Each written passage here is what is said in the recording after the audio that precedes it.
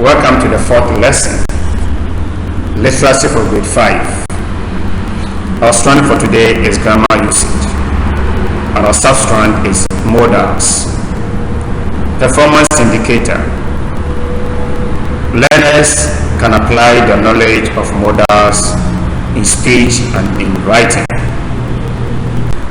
In our introduction today, we shall look at what modal verbs are. That is, what are modal verbs? Examples of modal verbs. We shall look at formation of some simple sentences using modal verbs. NB, that is nota bene. Nota bene. I told you sometimes ago it's a Latin word. Good. Now, modals. Modals are also called modal verbs. So if you hear modals or you hear modal verbs, they mean the same. Or you can hear of modal auxiliary verbs or modal auxiliaries. They all mean the same, or they all refer to modals. Let's proceed. Unfamiliar words. We shall have these words in our discussion for today, so take good note of them. The first one here is ability. Part of speech of this word is a noun. Ability, the quality of being able to perform or being able to do something is referred to as ability. So in a sentence, you can say the manager had lost his ability to motivate the players. The manager had lost his ability to motivate the players, meaning he is not able to motivate the players anymore. The second word here is obligation. Obligation. This is also a noun. Part of speech of this word is a noun. Obligation, something that you must do for legal or moral reasons. Something that one must do for legal or moral reasons. You can cite a lot of examples for yourself and that. In a sentence, I can say the school has an obligation to its staff. The school has an obligation to its staff, meaning the school performs some obligation or perform some duties for the staff, as the staff also work for the school. 3. Prediction. You might have heard of prediction before, or you've used it before. Part of speech of this word is also noun. It refers to a statement about what you think will happen in the future.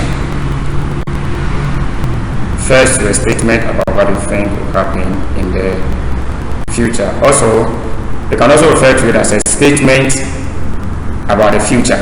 A statement that is made about the future. So, in a sentence, I say the government maintain its prediction that inflation will hold 7% this year. Government maintain its prediction that inflation will hold 7% this year. The next word is possibility. Possibility. It is also a noun. Possibility refers to the chance that something might happen, or the chance that something can be true. The chance that something can be true or something might happen is referred to as possibility. So we say one possibility for the weekend is that we shall rent a car and go to the beach. Or you can say one possibility for the weekend is to rent a car and go to the beach. And if this happens to be the case, then I think we must visit the beach, which I know much. We call Bola Beach. Bola beach. We shall visit that beach one day. The fourth one here is possibility, which I just read. The last one is necessity. Necessity, from the word necessary, a process, thing, or an action that is needed in a situation. A process, thing, or an action that is needed in a situation. It's referred to as necessity. What is a modal verb?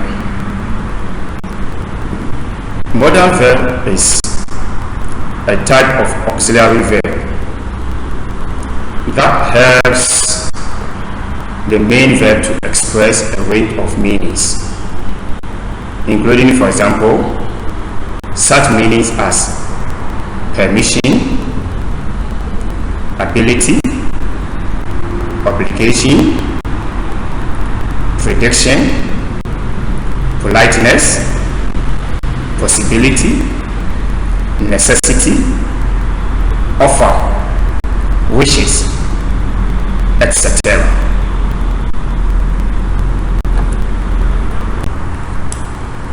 The main modal verbs, or the main modals, they include these 9: can, could, may, might, will, would,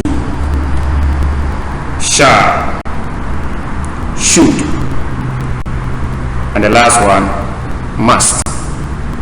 These are the main modal verbs that we know or we have. Now, beside these main ones, there are some verbs or expressions that also behave like modal auxiliaries.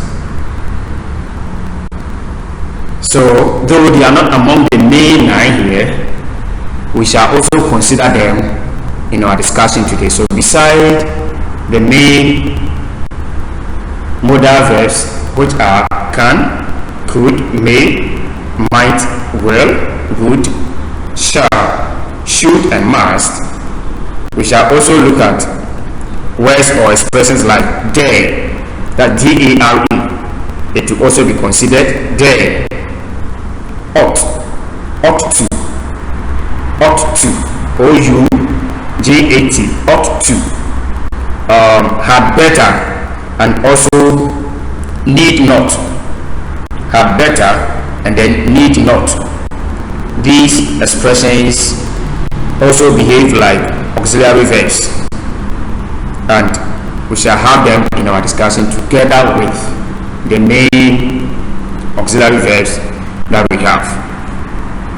Now, one thing you must take note of is that with auxiliary verbs, for instance, can, could, and so on and so forth, you cannot add s. You cannot add s, es, ed, or ing to them. They remain the same way as they are. Yes, they have no participle forms, so they remain the same way as you see them. You cannot add ing to them. You cannot add s. You cannot add es to them. They remain the same way as you see them here. That is modal verbs or modal auxiliaries. You cannot add s, es, ies, or ing. You cannot add anything to them. Unlike when the verb happens to be a main verb, and in the third person pronoun or in the third person singular, where you have to add s or es to the verb in it. It doesn't happen to modal auxiliary verbs. They remain the same way. Thank you. Let's consider the following sentences. Alright, you may answer the question. The underlying word is the modal auxiliary. You may answer the question. It expresses permission. This expresses permission. We might get there by nightfall. Or you can say he. You can replace the word, the pronoun we. You can replace it with another pronoun like he or she. So say he might get there by nightfall. If it is she, say she might get there by nightfall. You don't add anything to the auxiliary. Good. We might get there by nightfall. This also expresses possibility. So it is possible, or it is possible that we can, or we might get there nightfall. It can also happen that we might get there earlier. We might get there earlier. Possibility. That is the third one. Will you have some wine? Will you have some wine? The underlying word is the modal auxiliary, and this expresses what we refer to as what offer. You want to make an offer to somebody. Will you have some wine? And that one. Ivy, you must get there on time. Ivy, we must get there on time. That is, it is necessary that we get there on time. We must get there on time. Necessity. Yeah, the table here shows modal auxiliaries or modal verbs, what they express, and then examples of sentences. So the first one here is the modal verb must. Must expresses strong obligation.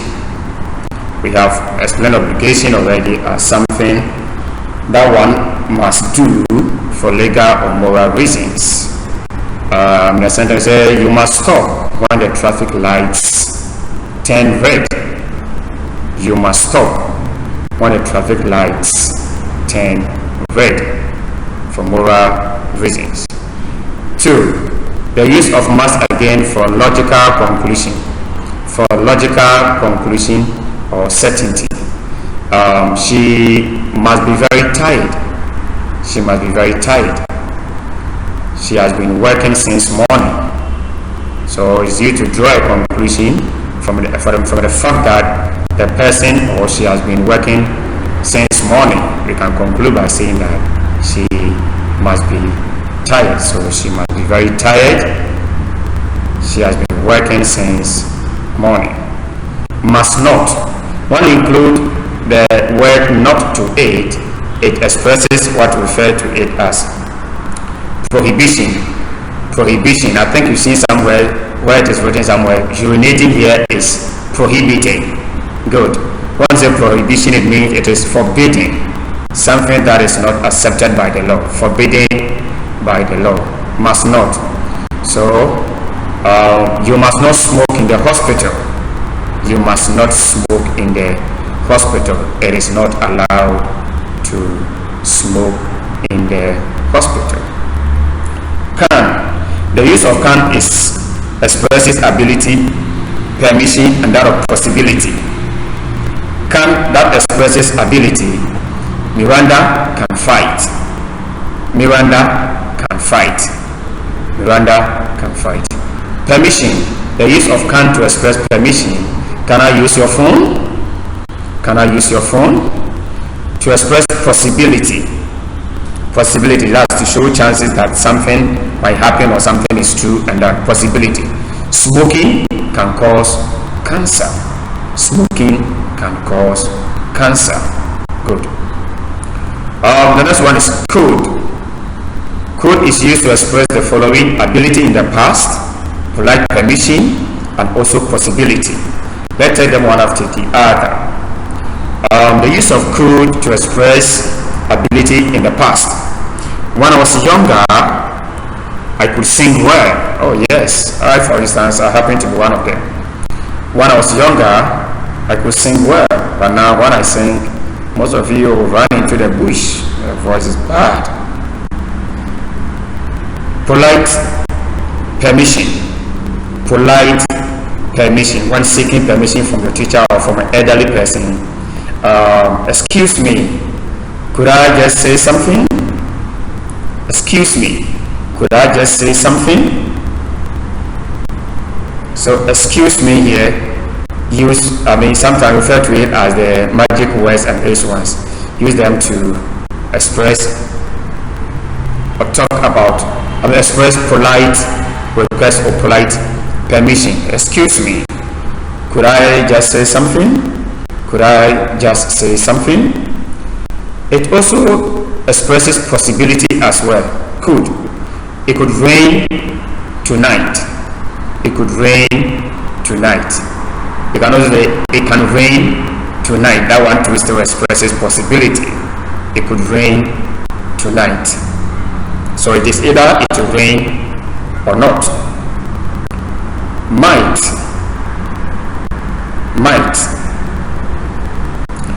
expresses possibility or probability. So you say, I might go on holidays to China next year. I believe some of you would like to go with me going for holidays in China. Myself, but I'm not even sure I'll go there. I might go on holidays to China next year. I might go on holidays to China next year. That expresses possibility or probability. I might go. The next one is should. Should or ought to. Should or ought to. They express advice. Either I use should or I can say ought to. Ought to express advice. Now see, you should revise your lessons. You should revise your lessons. Or I can say you ought to revise your lessons. You ought to revise your lessons. So look at how ought to is used, the way it is used. Either ought to or should. You should revise your lessons, or you can say you ought to revise your lessons. This brings us to the end of our fourth lesson. Thank you very much for your time. God bless you.